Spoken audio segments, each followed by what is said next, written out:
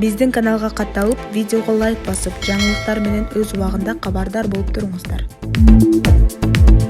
Кыргызстандын Тажикистандагы элчилигинин кеңешчиси Айбек Адамбаев Тажикстандын эмгек, миграция жана калкты иш менен камсыз кылуу министрлигинин миграция кызматынын жетекчилиги менен жолугуп, эки өлкөнүн миграция маселесин талкуулашты. Бул тууралуу Кыргызстандын тышкы иштер министрлиги кабарлады. Кыргызстан Тажикстанда туруктуу же убактылуу жүргөн кыргызстандыктардын миграциялык укуктарын бузбастан текшерүү жүргүзүүнү суранды. 5-январда Кыргызстандын чек ара кызматы Тажикстан себебин эч түшүнбөстөн 50 кыргызстандыкты өлкөдөн чыгарып жибергенин билдирген. Алар Тажикстандын Жергетал районунда туулуп өскөндөр, үй бүлө мүчөлөрү тажик жарандары жана алар Тажикстанда жашашкан. 4-январда Кыргызстандын дагы 3 жараны чыгарылган. Кыргызстан менен Тажикстандын ортосундагы ымала 2021-жылдын апрель айынын аягындагы кандуу окуядан кийин муздап кеткен. Андагы жаңжалда Кыргызстан тараптан 36 киши каза болуп, 154 киши жаракат алган. Тажикстан тараптан 19 киши мерт болуп, 87 адам жабыркаган. Эки тарапта тең оңдогон үйлөр, башка объектилер өрттөлгөн. Кыргыз-тажик чек арасындагы соңку жаңжал быйыл 27-январда да катталды. Андагы атышуудан Кыргызстан жалпысынан 13 адам жаракат алса, Тажикстандын Ховар маалымат агенттиги жаңжалда 2 тажик жараны набыт болуп, 10 адам дагы жаракат алганын кабарлады. Бишкек менен Дүйшөмбү окуялары үчүн бири-бирин айыптаган. Маалымат булагы Nazar News Мен Россия Федерациясынын президентине дагы бир жолу кайрылгым келет. Украинанын бардык жеринде согуш жүрүп жатат. Келгиле. Адамдардын өлүмүн токтотуу үчүн сүйлөшүү үстөлүнө отуралы. Эске салсак, бир күн мурун Орусиянын президенти Владимир Путин Донбасста атайын аскердик операция өткөрүлөрүн жарыялаган. Ал Москванын пландары Украинаны оккупациялоону кымбаттайт болгону аны демилитаризациялоого камтылган деп ишендирген. Путин Украина аскерлери кылмыштуу буйруктарды аткарбоого, куралын таштап үйлөрүнө кетүүгө үнөндү. Мамлекет башчынын айтымында кан төгүү үчүн бардык жоопкерчилик Киев режиминин абийиринде экенин кошумчалады. Маалымат булагы Nazar News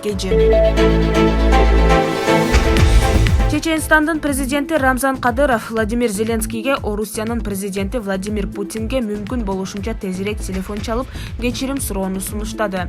Бул тууралуу РИА Новости жазды. Жума күнү эртең менен Украинадагы кырдаалдын фондуна Кадыров Грозныйга Чеченстандын күч түзүмдөрүн 10 миңден ашуун жоокерин чогултуп, учурдан пайдаланып, азыркы президент Зеленскийге ал өлкөнүн экс-президенти болгонго чейин кеңеш бергим келет.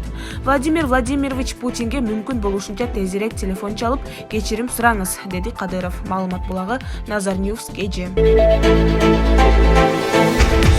Бишкектеги Орусия Федерациясынын элчилигинин алдында бүгүн согушка каршы митинг болуп өттү. Орусиянын Украинага карата аскерий агрессиясына адам укуктары боюнча эл аралык федерациясынын бир дүйнө Кыргызстан адам укуктарын коргоо кыймылынын кылым шамы аттуу адам укуктарынын коргоо борборунун өкүлдөрү каршы чыкты.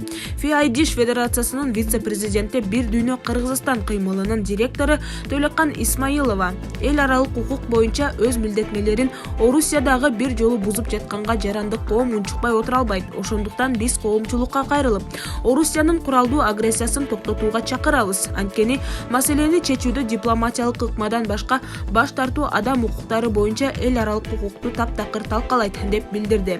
Митингдин жыйынтыгы менен кабыл алынган чечимде минтип айтылат. Бириккен Улуттардын уставынын 4-беренесинде бардык мүчө мамлекеттер өз эл аралык катташтарга башка кайсы бир мамлекеттин аймактык бүтүндүгүнө жана саясий эгемендүүлүгүнө күч менен коркунуч түзбөөгө тийиш деп жазылган.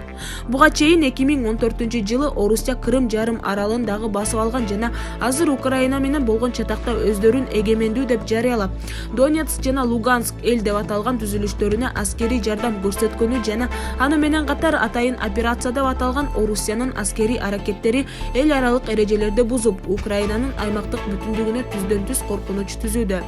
Украинадагы эл аралык кылмыш сотунун макамын толук таанып, анын статусун ратификациялаш керек. Анткени аны менен тынчтык тартибин бузууга каршы эл аралык коомчулуктун аракеттери күчтөнөт.